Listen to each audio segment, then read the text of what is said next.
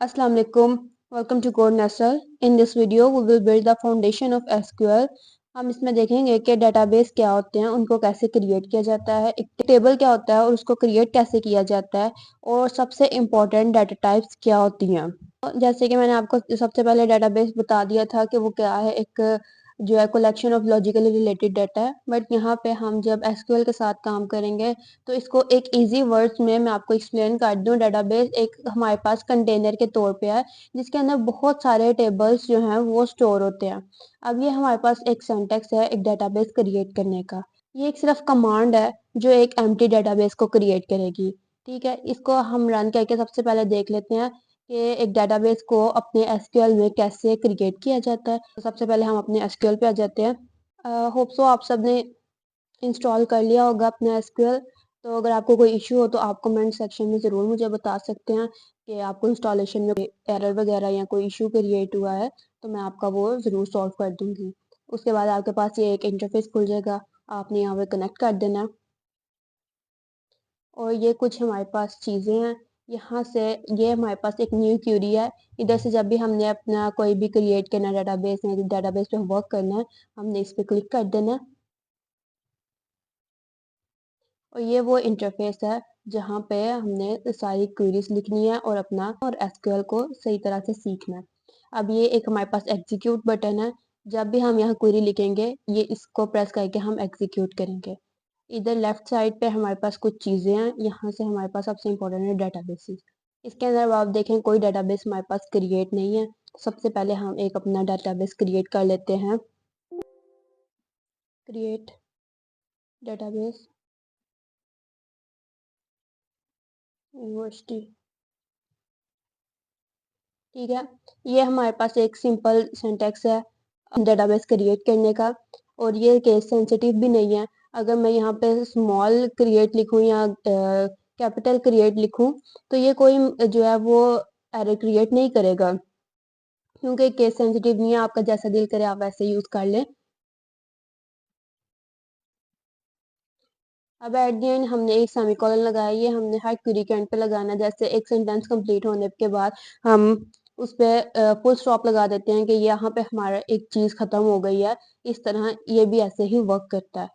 अब जब भी आपने एसक्यूएल में अपनी क्वेरी को रन करना है, एग्जीक्यूट करना है, आपने पूरी सेलेक्ट कर लेनी है एंड देन इस एग्जीक्यूट बटन पे जाना है और इसको क्लिक कर देना है। और यहाँ पे आया कमांड्स कंप्लीटेड सक्सेसफुली कि हमारा डेटाबेस क्रिएट हो गया। इसको हम रीलोड करते हैं एंड देयर इज हमारा यूनिवर्सिटी डेटाबेस आ गया। अब इस यूनिवर्सिटी के अंदर हमने कोई कुछ भी क्रिएट नहीं किया, कोई हमने टेबल्स क्रिएट कुछ भी नहीं अभी किया, तो वो हम सारा कुछ साथ साथ क्रिएट करेंगे। अब हमने डेटाबेस क्रिएट कर लिया है। अब यहाँ पे देखें हम अभी सिर्फ अपने मास्टर डेटाबेस में हैं। अगर हम इसमें होंगे तो हम कभी भी डेटाबेस के साथ वर्क नहीं कर सकेंगे। तो इसको डेटाबेस के साथ काम करने के लिए हम एक और जो है क्वेरी लिखेंगे which is use university. Tab press किया एंड दिस। अब इसको रन करने के लिए अगेन एग्जीक्यूट और कमांड्स कंप्लीटेड सक्सेसफुली, ये हमारे पास आ गया। और अब हमारे पास के सिर्फ मैंने आपको जैसे पहले बताया था कि ये हमने सिर्फ एक एम्प्टी डेटाबेस क्रिएट किया, इसके अंदर अभी कुछ नहीं है। तो इसके अंदर अब हमने ऐड करना है टेबल्स को। तो वो देख लेते हैं कि टेबल्स क्या होते हैं, उनको कैसे क्रिएट किया जाता है। अब इसमें टेबल देख लेते हैं। एक टेबल क्या होता है, एक टेबल स्टोर करता है डाटा को इन रोज एंड कॉलम्स। हमारे पास एक टेबल है जो क्या है रोज और कॉलम्स है। ठीक है, इसको देख लें। हमारे पास एक सैंपल है टेबल स्ट्रक्चर का। अब हमारे पास ये जो है आईडी, नेम, एज, ये सारे हमारे पास क्या है कॉलम्स हैं। इस तरह हमारे पास ये कॉलम्स हैं और ये एक रो है। ठीक है, हमारे पास ये रोज हो गई और ये कॉलम्स हो गई, हमारे पास एक टेबल हो गया। अब यहाँ पे एक कॉलम जो है वो एक स्पेसिफिक काइंड ऑफ डाटा को स्टोर कर रहा है। जैसे हमने यहाँ एक आईडी नाम का कॉलम बनाया है, तो ये क्या कर रहा है, हमारे पास आईडी जो है वो स्टोर करवा रहा है कॉलम वाइज 1 2 3 4, एक टाइप का डाटा स्टोर करवा रहा है। नेम्स है, इसके अंदर सारे नेम्स आ जाएंगे, एक टाइप का data, same with the age. अब जो हमारे पास रोज होती हैं वो हमारे पास एक रो जो है एक स्टूडेंट का रिकॉर्ड है। ये सारे रोज जो हैं वो रिकॉर्ड होते हैं। एक रो हमारे पास एक स्टूडेंट का रिकॉर्ड है, ये हमारे पास एक स्टूडेंट का रिकॉर्ड है। तो इस तरह से एक टेबल्स को क्रिएट किया जाता है। अब एक टेबल को क्रिएट करने का हमारे पास ये सिंटैक्स होता है। अब आप इसको एक दफ़ा देख लें और हम एसक्यूएल पे जाके इस टेबल को क्रिएट करते हैं। हम यहाँ पे आ गए हैं। अब हमने यहाँ पे अपना एक टेबल क्रिएट करना है। सबसे पहले लिखेंगे क्रिएट टेबल। टेबल का नाम लिखना है आपने, तो ये वेरी करता है और ये चेंजेबल होते हैं। देन हमने राउंड ब्रैकेट्स लगानी है और हमने जब टेबल्स क्रिएट करते हैं तो हम सिर्फ कॉलम्स के नेम्स लिखते हैं, हम रोज को डिफाइन नहीं करते जब टेबल क्रिएट कर रहे होते हैं। तो हमें हमारे पास जो है कॉलम्स कौन कौन से थे, हमारे पास एक आईडी था, एक नेम का था और एज का था। तो कर लेते हैं सबसे पहले क्रिएट। सबसे पहले हम स्टूडेंट आईडी क्रिएट कर लेते हैं। इसकी हम टाइप रखेंगे इंट और प्राइमरी की।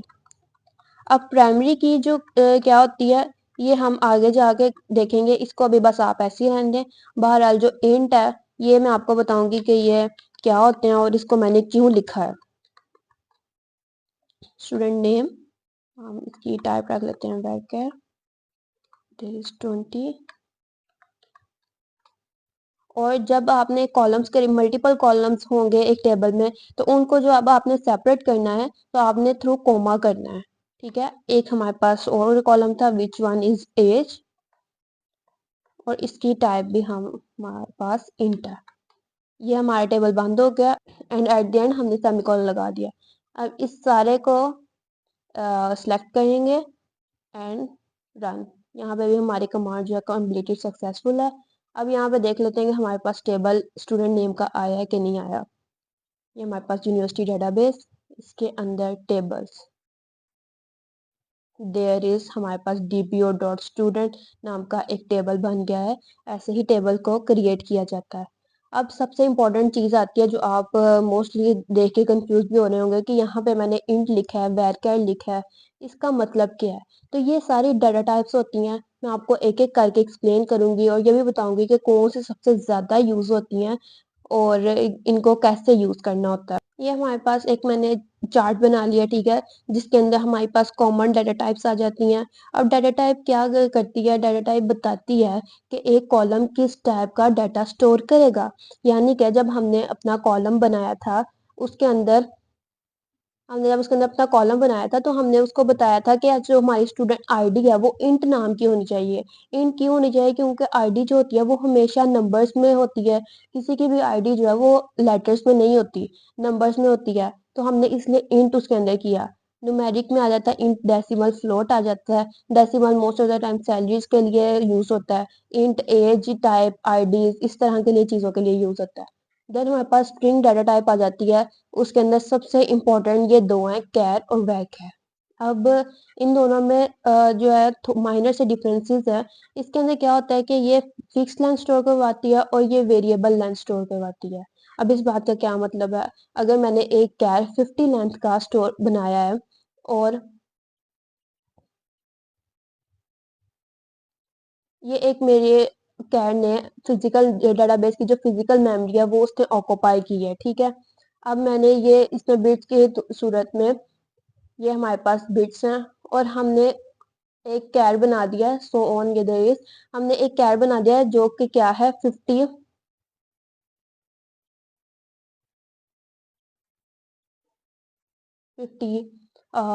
लेंथ है, उसकी 50 लेंथ है। 256 वैसे जो होती है वो बेसिकली होती है, बट हमने जो है 50 कैर बना दिया है।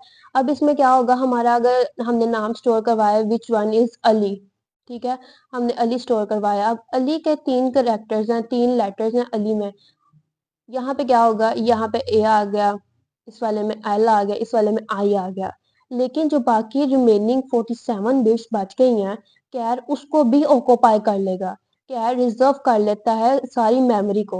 तो ये इससे क्या हो जाता है, थोड़ा हमारा जो है वो ज्यादा स्पेस ऑक्यूपाई कर लेता है, जो कि एक सही नहीं है।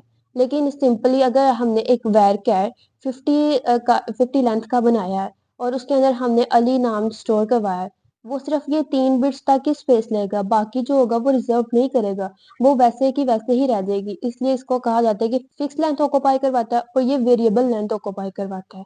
देन हमारे पास आ जाते हैं और डाटा टाइप्स हैं डेट टाइम, डेट टाइम। इस तरह हमारे पास कॉलम है जिसमें डेट और टाइम आना हो।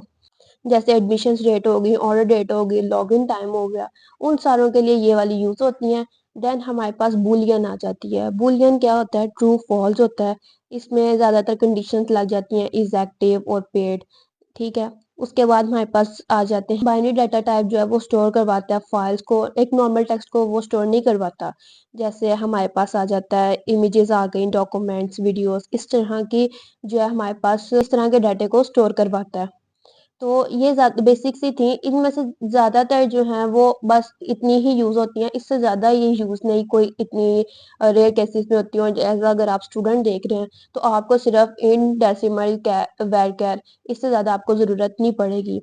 दूसरा ये कि आपने जब भी अपना कॉलम क्रिएट करना है तो एक सही डाटा टाइप को चूज़ करना बहुत ज़रूरी होता है। क्यों? क्योंकि अगर आप एक आईडी ले रहे हैं और उसकी आपने डाटा टाइप varchar रख दिया, अब आप स्टोर करना चाहते हैं उसके अंदर नंबर्स, आपने टाइप जो है उसकी रख दिया varchar, तो वो आपको एरर्स देगा। इस वजह से जो है डाटा टाइप्स हमेशा आपने करेक्ट चूज़ करनी है। ये आज छोटा-सा ओवरव्यू था जिसके अंदर हमने एक डेटाबेस को क्रिएट करना सीखा, उसको यूज़ करना, टेबल्स को क्रिएट करना सीखा, और आप इसको जो है एक दफ़ा प्रैक्टिस कर लेना। ये मैंने आपके लिए ओपन कर दिया, एक दफ़ा इसकी प्रैक्टिस कर लेना कि एक क्रिएट कैसे किया जाता है, उसको यूज़ कैसे करते हैं और टेबल्स कैसे क्रिएट होते हैं। मेक श्योर करें कि सिंटैक्स को याद कर लें, इससे एरर्स जो हैं वो आने के कम से कम चांसेस हो जाते हैं। नेक्स्ट वीडियो में हम इंसर्ट और सिलेक्ट स्टेटमेंट्स को देखेंगे। तो मिलते हैं नेक्स्ट वीडियो में। This is code nasal. अल्लाह हाफ़िज़।